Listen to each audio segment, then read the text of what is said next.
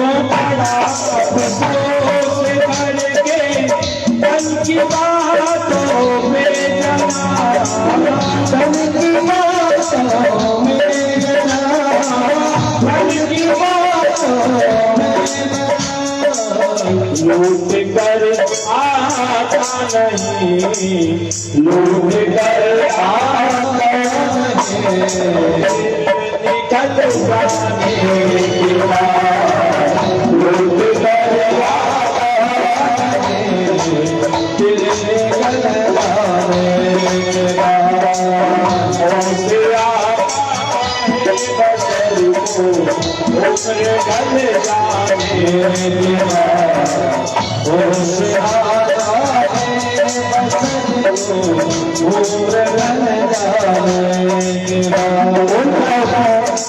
हमें यदि कहीं जाना होगा तो जो बस का समय है, गाड़ी का समय, उसके पहले निकलना चाहिए। आने से पहले पूछा फिर राह में उलझा रहा, राह में उलझा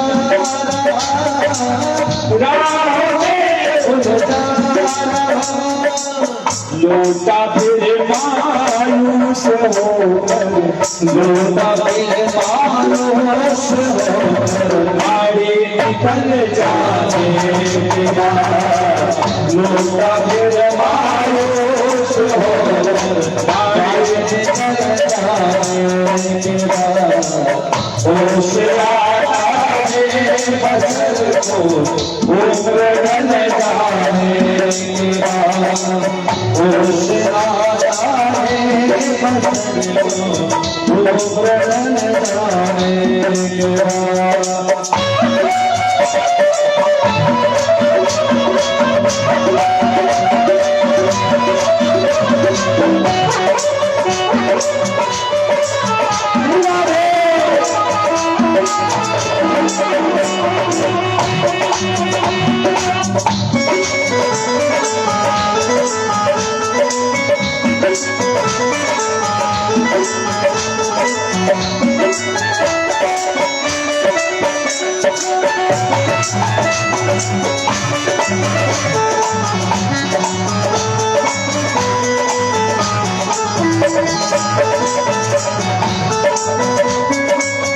आज तो बेमोल तुझको दे रहे हैं दाद सब, आज तो बेमोल तुझको दे रहे हैं दाद सब,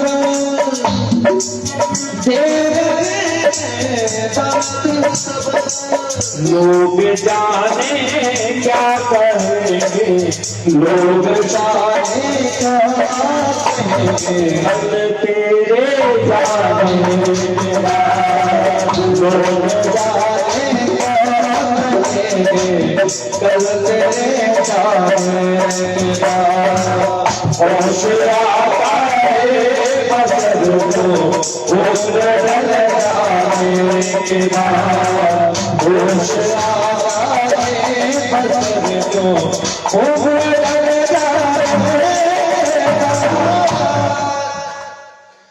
बोलिए भोलेनाथ भगवान की जय हो। पढ़े रहते हैं, लोगों के डर से लोग क्या कहेंगे। लोग तो भैया जाने के बाद भी अच्छा नहीं कहते,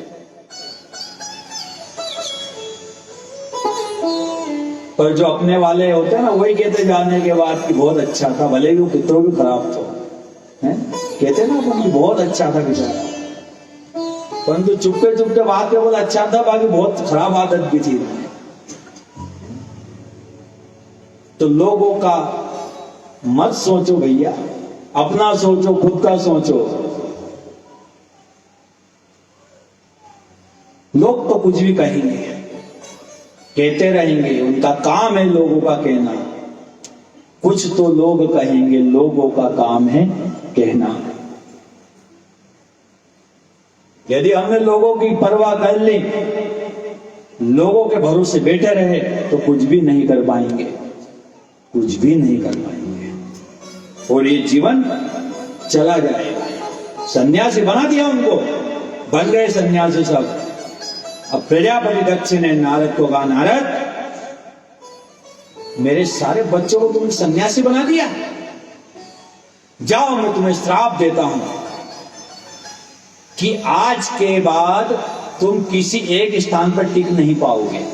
तो दक्ष का श्राप लगे था नारद जी को, जो नहीं टिक पाते। नारद जी हमेशा घूमते फिरते रहते थे। नारद जी को श्राप लगा कि नारद आज के बाद तुम किसी एक जगह पर 2 घड़ी से ज्यादा टिक नहीं पाओगे, हमेशा घूमते रहना। घूमते रहते नारद जी, नारायण नारायण किया करते हैं।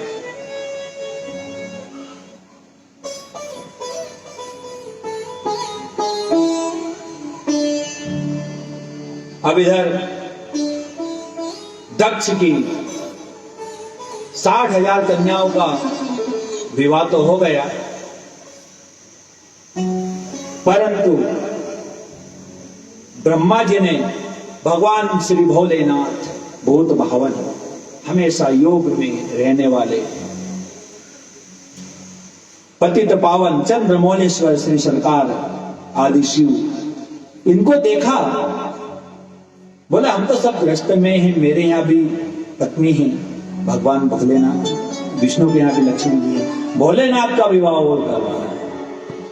अभी वो विवाह नहीं, अभी पहला विवाह होगा भोलेनाथ का, एक विवाह सती माता के साथ, उसके बाद में पार्वती के साथ विवाह होगा। तो भगवान विष्णु के पास गए ब्रह्मा जी, बोले हे नारायण, हे प्रभु, मैं चाहता हूं कि भोलेनाथ का घर भी बस जाए। अब देखो, जो दुनिया की परवाह करते हैं उनकी परवाह भी लोग करते हैं साहब। हमेशा दुनिया को चलाने वाले मेरे भोलेनाथ, उनकी परवाह में ब्रह्मा जी लग गए। वो बोले नारायण, मैं चाहता हूं भगवान भोलेनाथ का विवाह हो। और भगवान नारायण ने कहा कि ठीक है ब्रह्मा जी, परंतु ऐसा कौन है जिसका वर्ण हमारे शिव करे, क्योंकि उसके लायक भी होना चाहिए ना, क्योंकि भोलेनाथ महाकाल है, इतनी बड़ी शक्ति को धारण करने वाला कौन है। तो पराम्बा मां शक्ति के पास गए, मां जगत जननी के पास, बोले मां आप ही अवतार धारण करें, क्योंकि भगवान भोलेनाथ की शक्ति आप ही हो सकती है, अन्यथा किसी की ताकत नहीं। माता प्रसन्न हुई, बोले ठीक है। अब आइए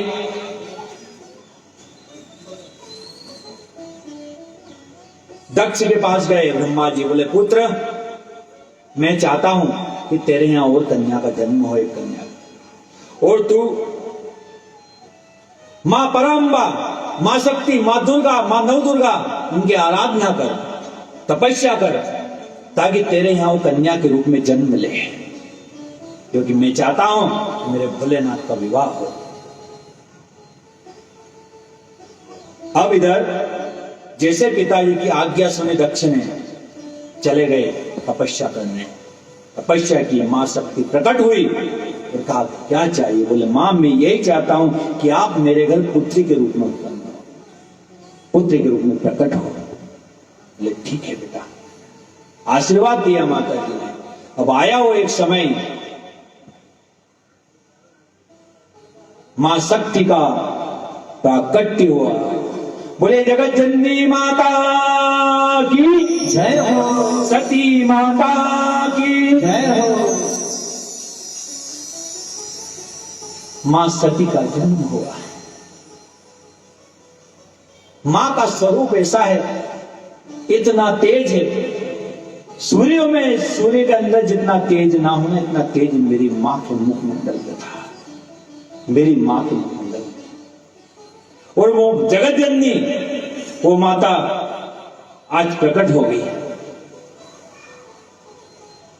अब जैसे ही प्रकट हुई ना, चारों देव वो प्रकाश से प्रकाश छा गया, जैसे मेरी मां प्रकट हुई।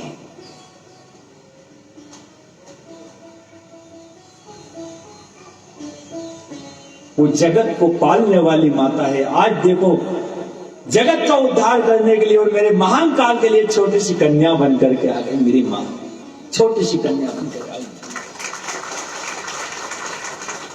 क्या क्या बन जाते हैं भगवान हमारे लिए, क्या क्या करते हो, परंतु हम कुछ भी नहीं कर पाते हमारे भगवान के लिए। छोटा सा रूप धारण कर लिया माता ने, माँ का नामकरण हुआ, बड़ी हुई, और जैसे माँ बड़ी होती तो माँ तो आदि शक्ति है, उनको क्या कोई पढ़ाएगा, क्या ज्ञान देगा माता को।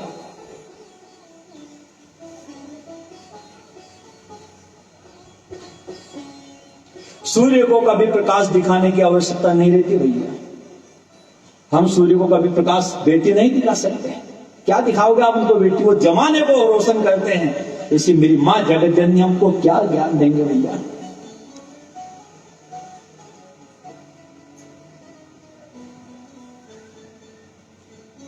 ये हमारे गांव से हमारे सावरिया के परम भक्त हैं, और ये सब मिलकर के, ये हैं हमारे गोकुल भैया, ये सब भी साथी मिलकर के हर साल हर वर्ष हमारे सावरिया की भागवत का बड़ा सुंदर सा आयोजन करते हैं। एक बार जोरदार ताली हमारे सावरिया सेठ के लिए, बोलिए सावरिया सेठ की जय हो।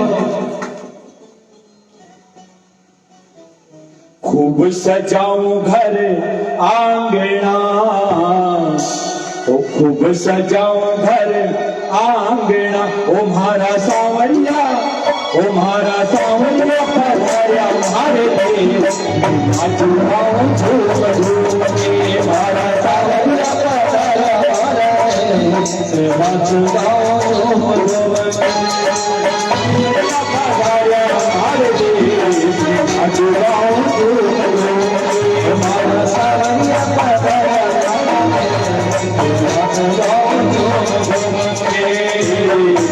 सजाओ घरे आंगना, सजाओ घरे आंगना, हमारा सावरिया है, हमारा सावरिया है, हमारे देश में नाचो गाऊं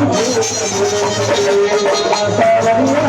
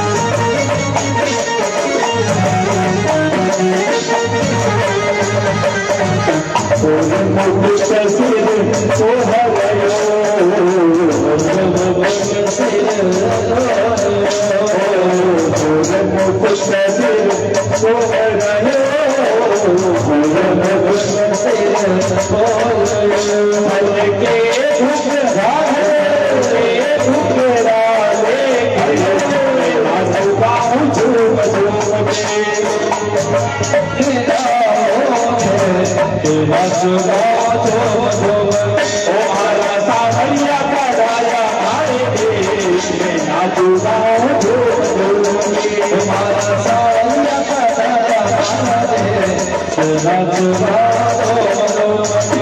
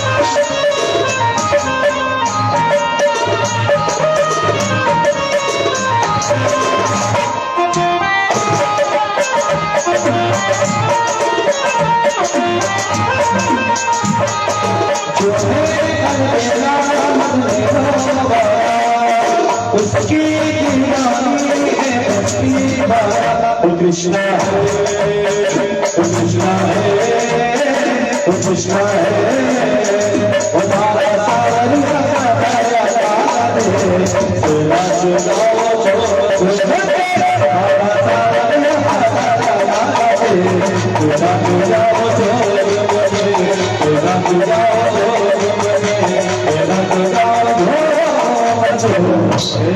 बोलिए सांवरिया सेठ की जय हो।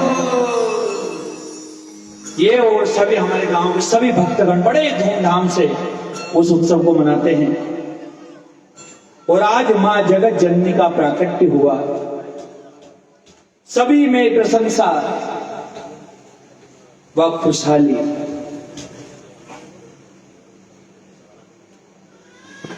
देखिए, जब हमारे देवी देवता जब प्राकट्य होता है ना, जब उत्सव होता है भैया, उत्सव होता है।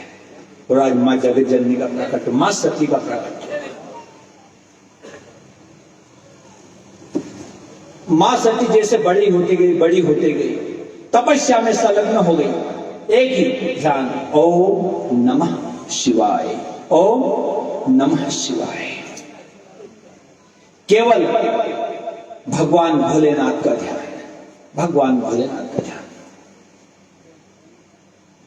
कि हे शिव, हे भोलेनाथ, मैं तुम्हें पति रूप में पाना चाहती हूं। बस आप एक बार बस मुझे मिल जाओ।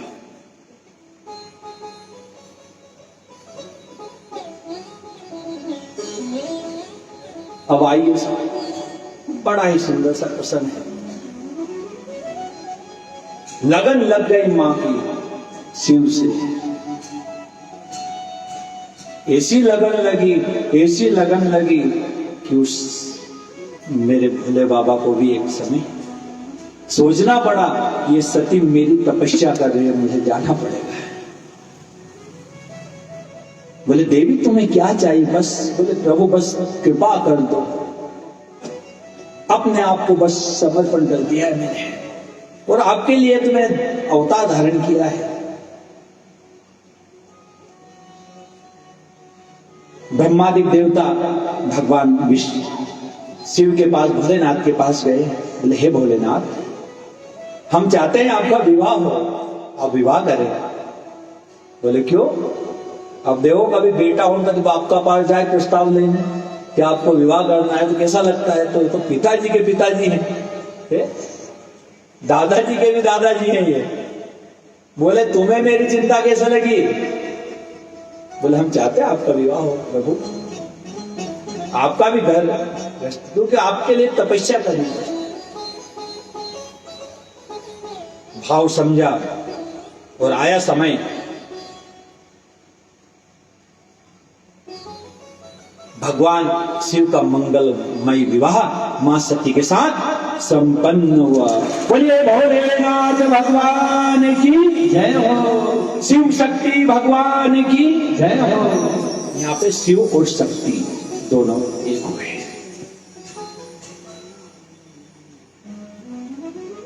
हमारे भोलेनाथ जब भी फ्री रहते हमेशा कथा कहा करते, कहा करते।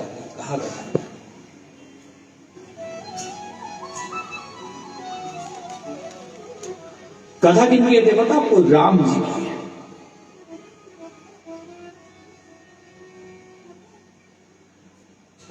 पूछे हूँ रघुपति कथा प्रसंगा, सकल लोग जग पावनी गंगा।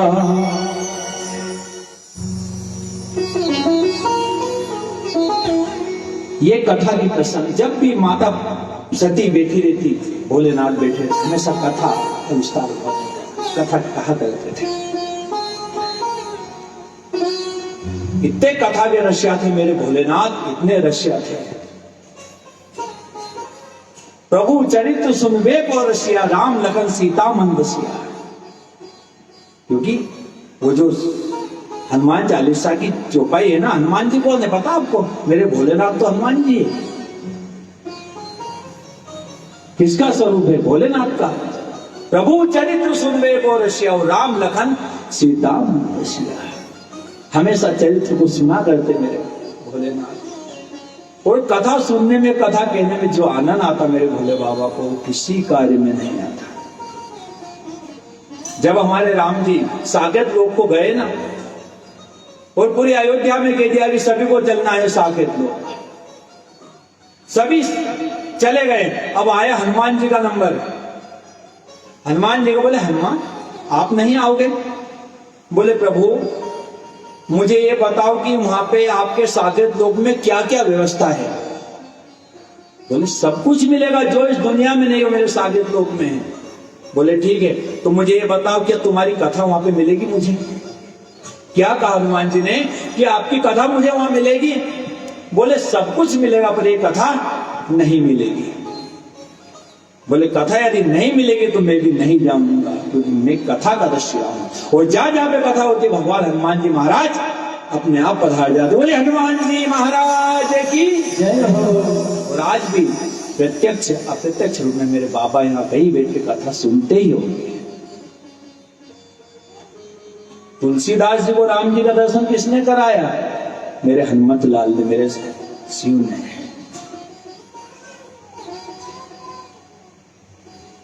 तुलसीदास जी का रोज नियम था, सोच कार्य के लिए जाते। सोच का अर्थ समझते हो आप? सोच कार्य के लिए नदी तरफ जाते, और जो उधर से डिब्बे में या लोटे में जल बचता, एक वृक्ष था, बड़ का या पीपल का, जो भी समझ लो आप, उस वृक्ष के नीचे वो जल डालते थे। उधर से आते उसमें जल डाल देते थे। सोच के बाद जो जल बचता था, तो जल जैसे वो डालते थे, तो एक दिन क्या हो, जल एक प्रेत पीता था। वहां पे एक प्रेत रहता था, रोज उस जल को पी लेता था। अब एक दिन वो प्रेत प्रकट हो गया। अब प्रेत जैसे प्रकट हुआ, उस तुलसीदास जी के सामने आ गए। बोले है तुलसीदास जी बताओ आपको क्या चाहिए? अब देखो प्रेत भी देने लगे, बताओ मैं दुनिया की सारी चीज आपको दे सकता हूं। तुलसीदास जी ने कहा कि चाहिए मतलब क्या दे सकते हो तुम? बोले मैं सब कुछ दे सकता हूं, दुनिया में जो चाहिए वो दे सकता हूं। वो दुनिया के लोग आपको सब कुछ दे देंगे, परंतु जो चाहिए वो नहीं मिलेगा आपको। बोले मुझे श्री राम के दर्शन करने हैं, बस वो नहीं दे सकता, वो ये कोई भी नहीं दे सकता भैया। ये चाहिए आपको तो किसी सदगुरु की शरण में जाना पड़ेगा, किसी कथा का आसरा आपको लेना पड़ेगा, तब उसके दर्शन होंगे। अब तुलसीदास जी ने कहा कि मुझे राम के दर्शन करने हैं। बोले वो नहीं करा सकता, परंतु मैं नहीं करा सकता, परंतु तुम्हें राम के दर्शन कैसे हो ये मार्ग बता सकता हूं। और सदगुरु का काम क्या है? भले ही मैं आपको राम का, शिव का दर्शन नहीं करा सकता, क्योंकि मेरे अंदर इतना सामर्थ्य नहीं है, परंतु उसका रास्ता जरूर बता सकता हूं कि इस रास्ते से जाओ, मेरे शिव के दर्शन, मेरे राम के दर्शन तुम्हें हो जाएंगे। तो रास्ता तुम्हें तय करना है, क्योंकि तुम्हारा जैसा भाव रहेगा, जैसा मन रहेगा, जैसी श्रद्धा रहेगी, भगवान ऐसे तो देंगे तुम्हें।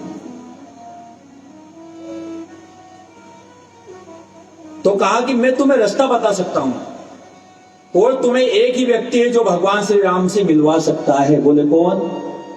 बोले श्री हनुमान जी, हनुमान जी महाराज। तुलसीदास जी कहा उस प्रेत ने कि केवल हनुमान जी महाराज तुम्हें उस प्रेत भगवान श्री राम से मिलवा सकते हैं। बोले कैसे? बोले वो परम भक्त हैं, भगवान श्री राम के परम भक्त हैं, और वही मिलवा सकते हैं। तो बोले एक काम करो, मुझे हनुमान जी से मिलाओ। बोले ये बात कैसे कह दी आपने? हनुमान चालीसा आपने नहीं पढ़ी? भूत पिशाच निकट नहीं आवे, भूत पिशाच निकट नहीं आवे, भूत पिशाच निकट नहीं आवे, भूत पिशाच निकट नहीं आवे। महावीर जब नाम सुनावे, महावीर जब नाम सुनावे, नमः शिवाय हो, नमः शिवाय, नमः शिवाय हो, नमः शिवाय। भूत पिशाच निकट नहीं आवे, महावीर जब नाम सुनावे। हम उनके नाम से डरते हैं भैया। हनुमान जी का जब नाम ले लो कोई, भूत पिशाच एक कोस तक आपको दिखाई नहीं देंगे। तो हम उनके पास जाने से डरते हैं। कैसे जाए हनुमान जी के पास? तो बोले फिर क्या करें? बोले एक रास्ता बताता हूं जिस रास्ते से तुम्हें हनुमान जी मिल जाए। बोले वो रास्ता क्या है? वो होती है हरि की कथा, शिव की कथा, राम की कथा। जहां जहां भी कथा होती है मेरे हनुमान जी सबसे पहले जाकर के वहां बैठ जाते हैं। बोले उनकी परीक्षा में कैसे करूंगा? तुलसीदास जी ने पूछा उस प्रेत से कि हनुमान जी की परीक्षा कैसे हो कि यही हनुमान जी है। तो बोले यही परीक्षा है कि सबसे पहले आकर के बैठ जाते हैं। वो सबके बाद में एक व्यक्ति भी नहीं रहता, जो आखिरी व्यक्ति होता है वो हनुमान जी स्वरूप होते और आखिरी में जाते हैं। बोले ठीक है, अब जहां राम की कथा होगी मैं वहां अवश्य जाऊंगा। अब जहां पे राम की कथा हो रही थी तुलसीदास जी वहां जाने लगे। साहब देखा कि सब लोग उठ के चले जाए, सब एक एक बच्चा उठ करके चला गया, चले गए सब। एक बूढ़ा सा आदमी, कुबड़ा थोड़ा, वो कह रहा है तुलसीदास जी जाओ ना भैया आप। तो तुलसीदास जी ने कहा भैया पहले आप जाओ, आप व्रत हो। बोले नहीं पहले आप चले जाओ। बोले पहले आप जाओ। बोले ठीक है। तो हनुमान जी धीरे धीरे चले, तुलसीदास जी उनके पीछे पीछे पीछे पीछे पीछे पीछे जहां वो जा रहे थे वहां पीछे। हनुमान जी ने देखा कोई पीछे आ रहा है, पीछे आ रहा है।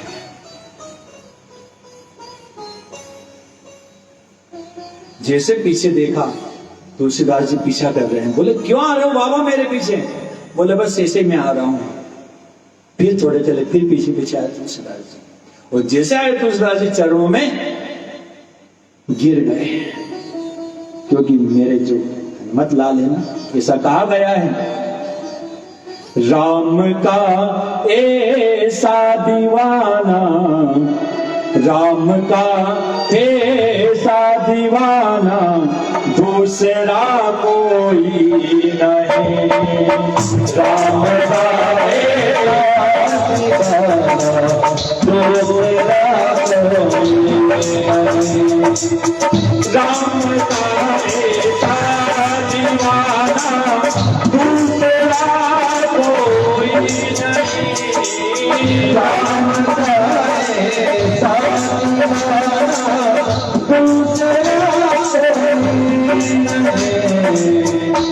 कहता है सारा जमाना, कहता है सारा जमाना दूसरा कोई नहीं, कहता है सारा जमाना दूसरा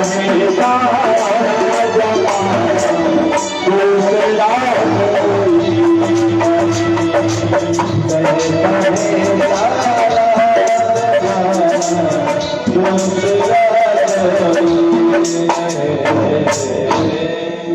राम का दीवाना हनुमत लाल के बराबर कोई दूसरा नहीं है भैया। मेरे हनुमत लाल सबसे बड़े दीवान है राम नाम के। और आज देखो राम नाम के आलसी भोजन को होशियार, वो तुलसी ऐसे जीव को बार बार जो राम नाम के आलसी है ना, भगवान का नाम लेने में आलस करते हैं। अरे कथा आपको कब तक सिखाएगी? वो हमेशा रहने वाली नहीं है। ये 7 दिन का मेला है भैया। 7 दिन में जो सीखना है सीख लो, 8वें दिन आपको ही करना है। ये समय चला जा रहा है। चरणों में गिर गए हनुमान जी के, बोले प्रभु मुझे कुछ नहीं चाहिए, बस मेरे उस राम से मिला दो, मुझे एक बार राम से मिला दो। बोले ठीक है तुलसीदास जी, मिलाता हूं, बाकी उसके लिए भी तुम्हें प्रयत्न करना पड़ेगा, कर्म करना पड़ेगा। ऐसा नहीं कि डायरेक्ट तुम्हें मिला दो। ऐसे कैसे मिलोगे राम से? ये थोड़ी मिल पाते कोई। कितने जन्म बीत जाते हैं भैया राम से मिलने के लिए, मेरे शिव से मिलने के लिए, मेरे सांवरिया से मिलने के लिए जन्म जन्म बीत जाते हैं। कहीं जाकर के कोई पुण्य जागृत होता है तो कहीं उसकी छवि, उसकी झलक दिखती है भैया, हल्की सी झलक बस। वो झलक जिसको दिख गई ना, वो ऐसा बिरला हो जाता है, ऐसा पागल हो जाता, दुनिया उसे दिखाई नहीं देती कि दुनिया में क्या है क्या नहीं है। ऐसे दीवाने लोग होते हैं। हम कहते हैं ना कि देखो यार वो कैसा फिरता है, उसको उसकी जो मस्ती है वो ही जानता है, वो कैसे घायल हुआ है। अरे भैया ये बाण यदि चलेंगे तो उपचार हो जाएगा, बाकी इसके नैनों के बाण यदि चल गए ना आपके ऊपर, इसके नैनों के बाण चल गए, मेरे सांवरिया के, मेरे शिव के, मेरे राम के, तो फिर आपका कोई उपचार करने वाला नहीं मिलेगा। आप घायल हो जाओगे और हमेशा एक ही नाम को गुनगुनाते रहोगे, राम राम शिव शिव कृष्ण कृष्ण, वही गुनगुनाते रहोगे। और कहा कि जाओ तुलसीदास जी चित्रकूट में जाओ। चित्रकूट के घाट पर भई संतन की भीड़, तुलसीदास चंदन घिसे तिलक करे रघुवीर। वहां पे चंदन घिसने लगे तुलसीदास जी। एक दिन मेरे ठाकुर जी आएंगे, मेरे राम आएंगे और मैं उनको चंदन लगाऊं, एक दिन तो दर्शन हो ही जाएंगे। और ये क्रम चालू कर दिया। और आए एक दिन मेरे राम जी, तो तुलसीदास जी उनको सुंदर सुंदर छवि उनके साथ, जैसे कोई सूर्य जैसा प्रकाश आ रहा है, समझ गए तुलसीदास जी यही मेरा राम है। और राम जी के दर्शन किए। तो डायरेक्ट आपको दर्शन नहीं होगा भैया, हमारे शिव की भक्ति आपको चाहिए तो हमारे राम जी से आपको मिलना पड़ेगा। और राम जी की भक्ति चाहिए तो हमें हनुमान जी से आपको मिलना पड़ेगा।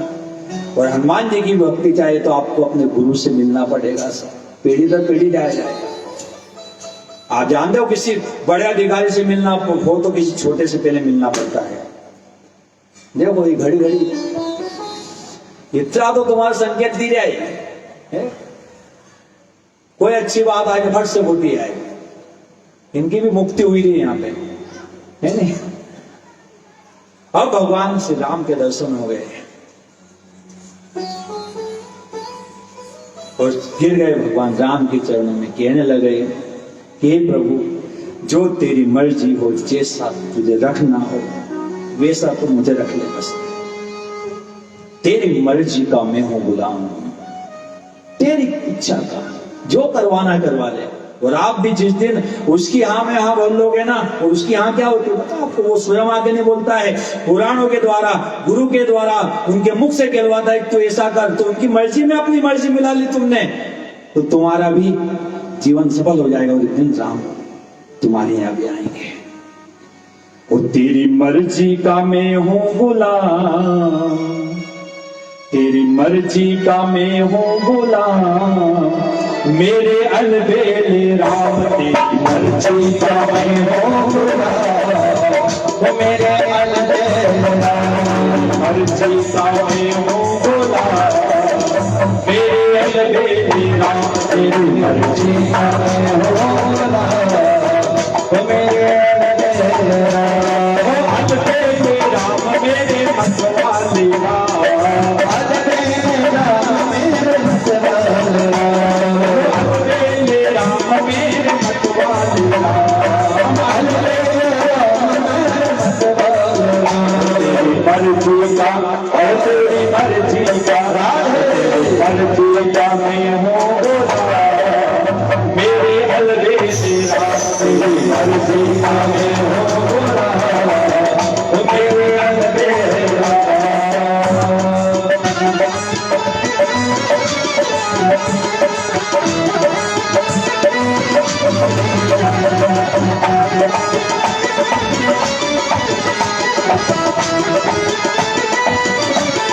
कुछ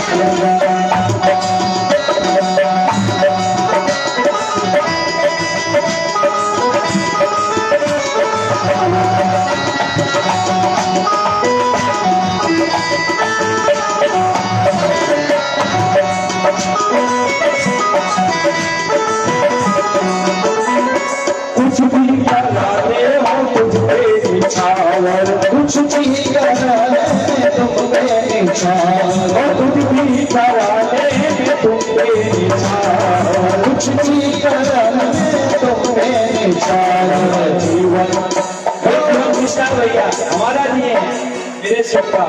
मेरा जीवन हुआ तेरे नाम, तो मेरा जीवन हुआ तेरे नाम, मेरे तेरा जीवन हुआ तेरे नाम, तो मेरे मर्जी का मैं हो बोला, तेरे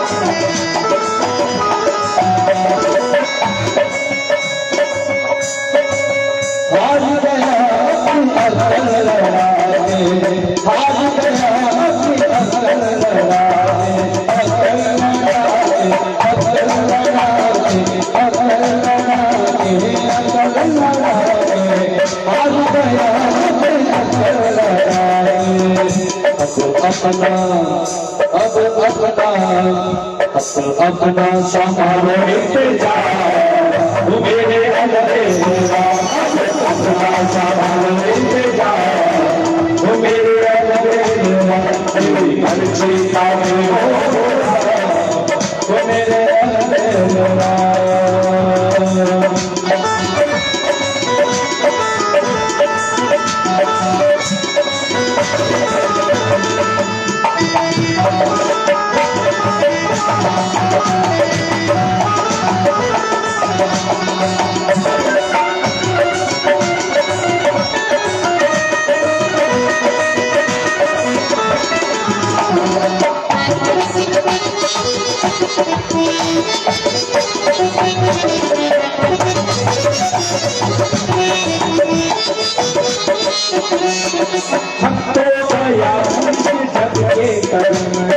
भक्त गया जन्म से, तो गया अब जन्म मरण से, भक्त गया जीना, ओ मेरा जीना, ओ मेरा जीना हुआ है हरा, मेरे जीना हुआ है हरा, ओ मेरे मर्जी का मैं हूँ,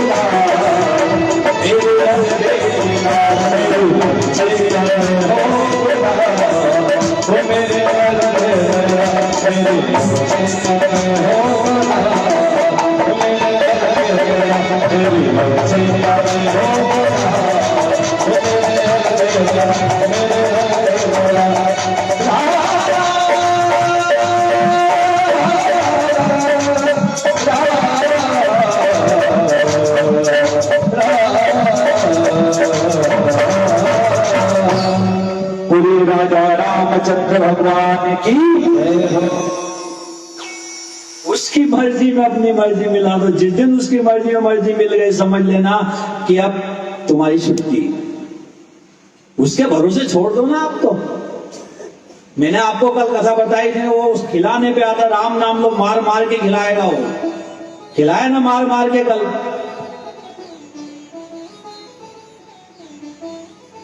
तुम क्यों आधी रोटी पे दाल ले रहे हो भैया कि मैं हूं सेठ, में सब करने वाला हूं, बेटा है सेठों का सेठ, हम नकली सेठ है सब भैया। टेंशन आ गई सबको कि साहब पानी नहीं जो है, मुंडा सबका उतरिया हुआ है। अरे उसको फिकर, तुम क्यों फिकर कर रहे हो? सब उसको फिकर है, और कहां बढ़ाना है, कहां कटिंग करनी, सब ज्ञान है उसको दिया है ना। और जो भाग्य में होगा वो अवश्य मिलेगा। वो सब का ध्यान रखता है, सभी का ध्यान रखता है। हमारे कहने से कुछ भी नहीं होता, पत्ता तक नहीं हिलता भैया। हमारा शरीर स्वयं वो चला रहा है, तो सांसें चल रही है। जिस दिन उसने कनेक्शन काट दिया तो अब खड़े खड़े रह जाएंगे हम। सबकी फिक्र उसको है, मेरे नाथ को, अनाथों का नाथ है, सभी का नाथ है। मेरा नाथ तू है, नहीं मैं अकेला नहीं हूं, मेरा नाथ बैठा हुआ है। वो जब मेरी बात सुनना, जब तक बाप बैठा हो घर पे, बेटे को परवाह नहीं रहती, भले ही कहीं गया हो, पिताजी घर पे सब संभाल लेगा। तो बैठा हुआ है, तुम क्यों फिक्र कर रहे हो? सबका बाप बैठा है, अभी तो सबका ध्यान रखता है वो, हमारा भी रखेगा। और चलो ठीक, फिक्र भी कर लोगे आप, तो क्या कर लोगे बता, क्या होगा उससे? सबसे अच्छा तरीका है कि फिक्र मत करो, उसका भजन करो बस। परंतु यहां भी एक चटकार है कि दुख में सुमिरन सब करे, सुख में करे ना कोई। और जो सुख में सुमिरन करे तो दुख काहे को होए। अब देखो जगह जगह रामायण जी बैठी रही है, कोई खड़ा कीर्तन करे, कोई कहीं, तो दुख में स्मरण करे ना दादा, तो ऐसा सुख में कर लेता, दुख ही नहीं आता। जरे तो होटली बैठी बैठी पत्ता खिला गया हम खाली। भाई जो समय था तुम्हारा, आज कथा है, और कथा रहते हुए भी यदि आपने समय नहीं दिया तो समझ लेना कि हमसे बड़ा कोई बड़ भागा नहीं है भैया। आप घर पे बैठे रहना, कथा थोड़ी रुकेगी आपके लिए।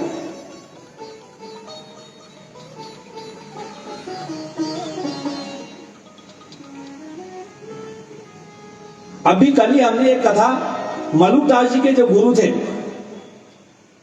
वृंदावन में, उनकी कथा को सुना।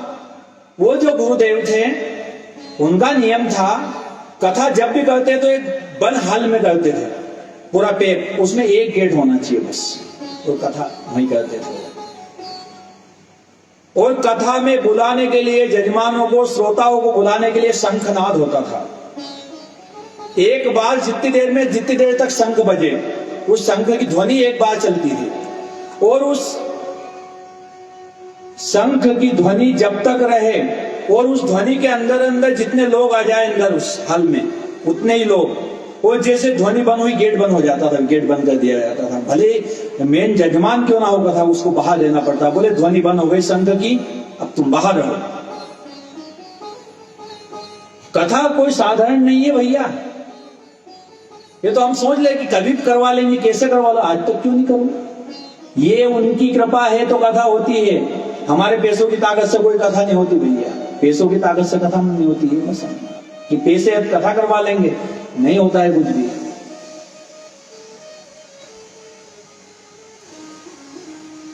ये तो उसकी कृपा, उसकी करुणा होती है, तब वो कहीं आता है आपके पास,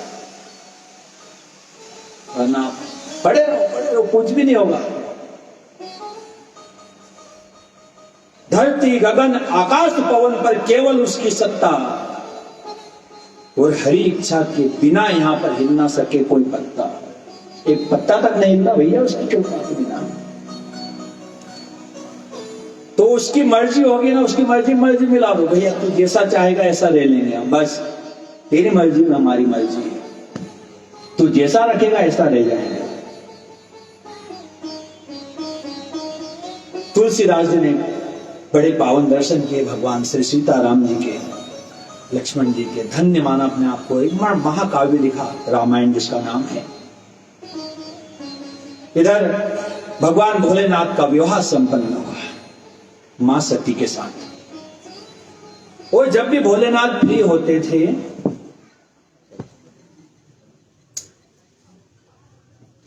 ओम नमः शिवाय, ओम नमः,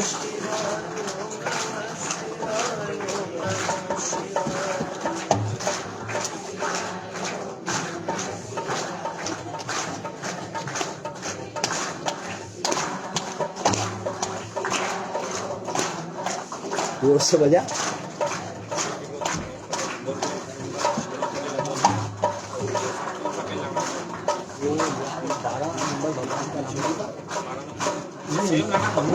वो